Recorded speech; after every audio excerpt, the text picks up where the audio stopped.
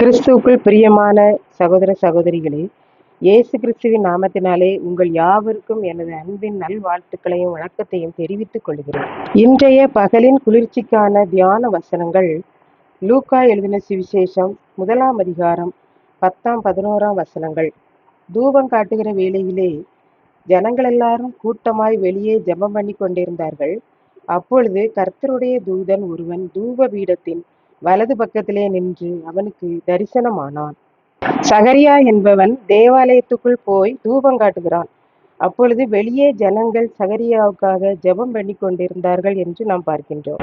நாமும் ஆலயத்துக்கு செல்லும் போதும் குடும்ப ஜெபத்திலும் மற்ற எந்த ஜெபங்களிலும் இயேசுவுக்காக ஊழியம் செய்கிற ஊழியக்காரர்களுக்காக ஜெபிக்க வேண்டும்.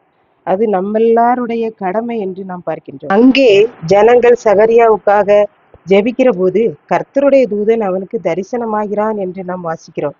நாமும் ஊழியர்களுக்காகவும் மற்றவர்களுக்காகவும் ஜெபிக்கிற போது அவர்களுக்கு தரிசனமாகிற ஆண்டவர் நமக்கும் தரிசனமாவார் என்பதில் சந்தேகமே இல்லை.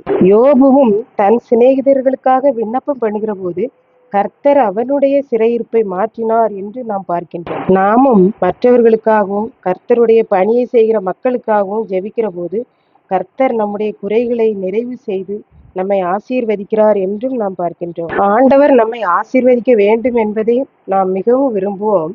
அப்படியானால் நாம் ஊழியர்களுக்காகவும் நமது அயலாருக்காகவும் ஜெபிப்போம். ஆசீர்வாதங்களை நாம் பெற்றுக்கொள்வோம். கர்த்தர் தாமே நம்மை ஆசீர்வதிப்பாராக. ஆமென். ஜெபம். அன்பின் ஆண்டவரே, இந்த அருமையான வேலைக்காய் நன்றி. இதை கேட்டுக்கொண்டிருக்கிற ஒவ்வொரு பிள்ளைகளும் ஊழியர்களுக்காகவும் மற்றவர்களுக்காகவும் ஜெபித்து ஆசீர்வாதங்களை பெற வேண்டுகிறேன்.